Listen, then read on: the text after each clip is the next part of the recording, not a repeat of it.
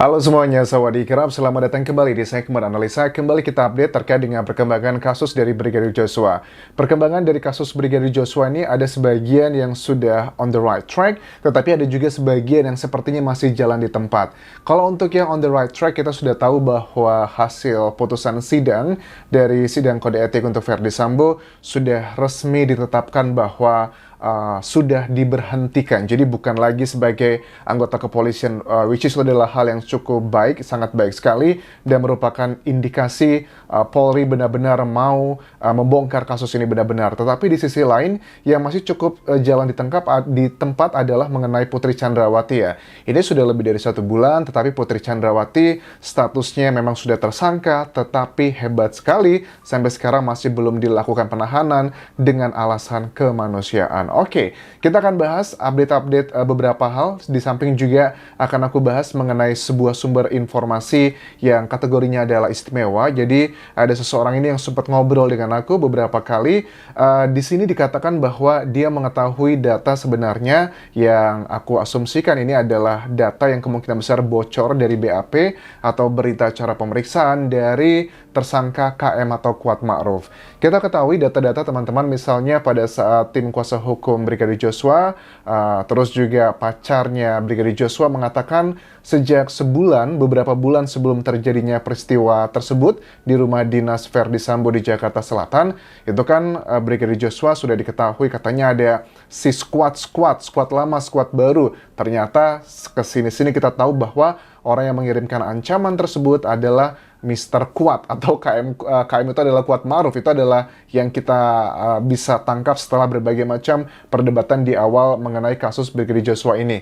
Lantas yang menjadi pertanyaan gini, pada saat kemarin aku menyampaikan tentang dugaan dari sumber istimewa ini yang mengatakan tentang sebenarnya apa yang dilihat oleh Susi, ART dari PC di rumah pribadi di Magelang tersebut, itu sudah aku bahas kemarin. Tetapi di video kali ini kita pengen tahu kenapa ya kok Kuat Ma'ruf itu memberikan keterangan dan juga melakukan hal-hal yang kesannya tuh membenci sekali dengan Brigadir Joshua.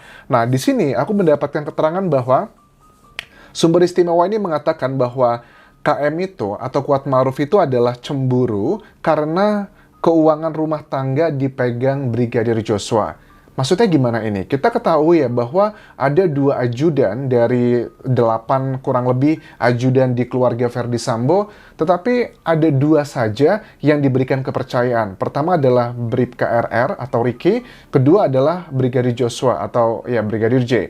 Ini kan kita make sense kalau Ricky karena sudah paling senior, dan kita tahu juga dalam dunia ya kepolisian seperti itu senioritas adalah hal yang luar biasa, sangat dijunjung tinggi. Mungkin Kuat Ma'ruf nggak marah, nggak cemburu kalau uang yang dipakai untuk operasional anak-anaknya di anak-anak dari Putri Chandrawati dan juga FS ya di Magelang diberikan ke si Bribka RR, make sense karena memang tugasnya dia adalah menjaga anak-anak yang berada di Magelang. Tetapi yang menjadi kecemburuan luar biasa dari seorang Kuat Ma'ruf adalah kenapa nih kok Putri Chandrawati mempercayakan keuangan keluarga untuk mengurus kehidupan sehari-hari di Jakarta, terutama yang kutangkap ini, itu diberikan ke Brigadir Joshua. Kenapa seperti itu? Pertama, Brigadir Joshua ini kan baru sekitar 2 tahun aja ya bergabung dengan keluarga Verdi Sambo.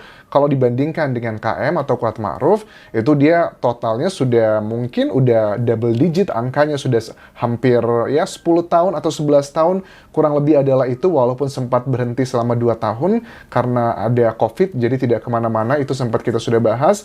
Nah, ini adalah kecemburuan yang pertama, teman-teman. Kenapa nih anak baru tapi kok sudah diberikan kepercayaan seperti itu? Lantas ada yang bilang gini, ya udah sih Anjas, kan namanya cuma diberi uang gitu doang, itu pun uangnya juga pasti ada pertanggungjawabannya, ada buat beli apapun juga pasti ada reportnya. Yes, ini bukan tentang uang sebenarnya. Kalau orang ya, aku mengamati teman-teman, pada saat seseorang itu sudah bekerja di sebuah tempat, kalau sudah di atas 5 tahun, ya betul, memang mereka mencari uang, betul, tetapi kalau sudah di atas 5 tahun tuh mereka juga ingin mendapatkan rasa kayak dihargai, diapresiasi.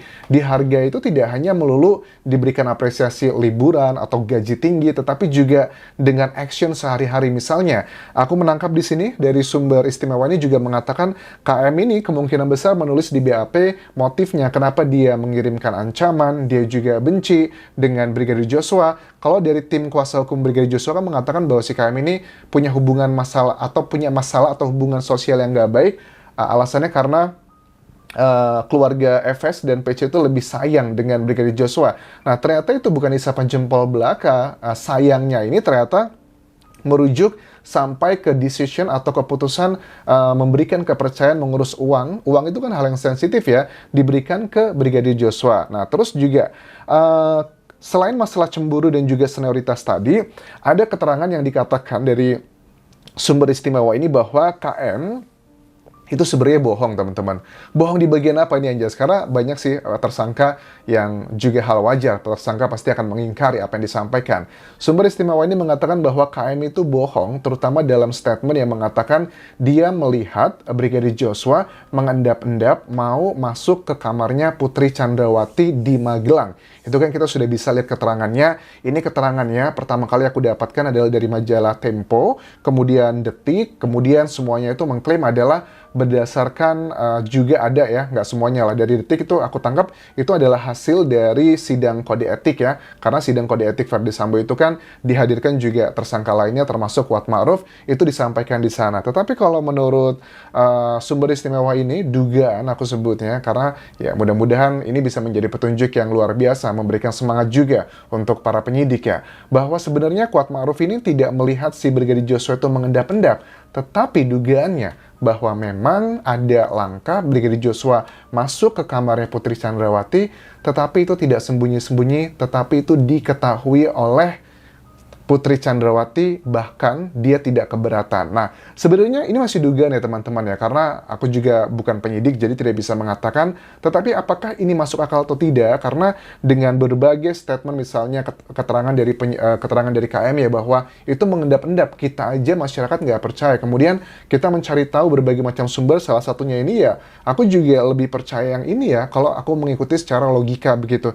Ya nggak mungkin lah mengendap-endap di rumah majikannya, ngapain juga, dan kalau dia mau melakukan hal seperti itu kan pasti akan segera ketahuan, teman-teman. Nah, kemudian Putri Chandrawati kenapa kok mau melakukan kebohongan? Misalkan ini, kalau aku tangkap dari sumber istimewa ini, dia cenderungnya adalah yakin dan juga percaya bahwa ada hubungan spesial antara Putri Chandrawati dengan Brigadir Joshua. Tentunya ini harus dibuktikan, kita akan lihat nanti perkembangannya seperti apa. Nah, karena Putri Chandrawati ini tidak mau memiliki ya boleh dibilang adalah playing victim, dia karena merasa kepergok begitu dan dia ngerasa bersalah, makanya kita melihat dugaannya dia sangat depresinya itu mungkin dia adalah akar utama permasalahan ini semua. Adalah make sense ya, yang namanya juga Verdi Sambo, seorang jenderal, kita aja manusia biasa, seorang suami ataupun pacar, tidak akan mungkin melakukan sesuatu hal yang sebegitu drastis sampai membunuh kalau tidak ada sesuatu hal yang benar-benar menyakiti hati kita. Tetapi apapun kesalahannya Brigadir Joshua, aku juga tidak setuju jika memang benar itu adalah dugaan yang benar ya. Bukan berarti harus dihabisi, nggak ada hak ya untuk menghabis tersebut. Nah, Kuat Ma'ruf ini karena punya latar belakang yang nggak suka dengan Brigadir Joshua, makanya dia memberikan bantuan keterangan-keterangan kepada tim penyidik yang hal-hal memberatkan dari Brigadir Joshua, misalnya bohong yang mengendap-endap, dan dia juga kayak mencari keuntungan gitu loh teman-teman. Jadi mencari keuntungan tuh maksudnya ya sudahlah, emang saya nggak suka nih sama Brigadir Joshua, dia lagi apes, misalnya versi dari sumber istimewa ini, ya dia lagi apes, ya udah makanya aku bantu aja berbohong dan aku yakin pasti akan selamat. Ternyata kan tidak seperti itu. Dan dia juga sebenarnya kalau aku menangkap di sini, dia tuh nggak nyangka kalau ternyata hal-hal yang dia lakukan ini, melaporkan ini, justru berakhir seperti ini. Harapannya dari KM atau Kuat Ma'ruf ini, dia hanya berharap bahwa si Brigadir Joshua ini dilakukan pemecatan atau dimutasi. Itu adalah harapannya. Tetapi yang namanya orang sudah emosi, nggak bisa terkontrol lagi, justru malah terjadi pembunuhan seperti ini. Dan kita juga tahu ya bahwa kalian tanya sempat waktu di kasus di Bribka RR, yang di kasus awal-awal kan banyak yang tanya, Anja siapa sih pengacaranya dari Bribka RR? Ternyata setelah aku cari tahu dari berbagai sumber, pengacaranya Bribka RR itu adalah dulu satu tim dengan Verdi Sambo. Nah, sekarang kenapa kesannya Bribka RR banyak bersuara dan dia ingin juga menjadi kategorinya JC atau Justice Collaborator, karena pengacaranya sekarang udah bener-bener independen, nggak lagi satu dengan Verdi Sambo, yang nggak make sense dong, karena ada beberapa keterangan juga yang berbeda ya, Bribka RR, terus juga Baradae, setelah mereka dicabut pengacara, bukan, maksudnya setelah kesini-sini, ya Baradae juga kan pengacara pertama, aku yakin juga, itu kemungkinan besar adalah di-hire juga oleh timnya dari Verdi Sambo. Nah, setelah mereka sudah terbebas dari pengacara bayang-bayangnya Verdi Sambo kan, mereka mengeluarkan statement-statement yang bertentangan dengan Verdi Sambo. Misalnya, Baradae, dia bilang bahwa Verdi Sambo ikut nembak, tetapi Verdi Sambo bilang, aku nggak, yang nembak cuma si Baradae aja. Begitupun juga dengan Bribka RR, ada beberapa keterangan yang juga berlawanan. Nah, aku juga penasaran dengan KM, apakah pengacara KM ini adalah bagian dari Verdi Sambo, ataukah benar-benar independen? Karena, ya, jangan sampai juga ya, maksudku, kita akan melihat ya peranan KM ini sebenarnya seperti apa. Kalau sekarang kita melihatnya bahwa mereka ini kayaknya punya peranan besar nih, terutama si KM tersebut. Jangan salah, apakah jangan-jangan yang terlihat tenang, terlihat sedih, terlihat depresi, itu justru malah sumber permasalahan utamanya dan dia hanya bermain watak saja. Siapa ke orang tersebut? Ya, langsung aja kita sebut adalah Putri Chandrawati. Ini sudah lebih dari 1 bulan dan dia pun belum dilakukan penangkapan, belum ditahan dengan alasan kemanusiaan.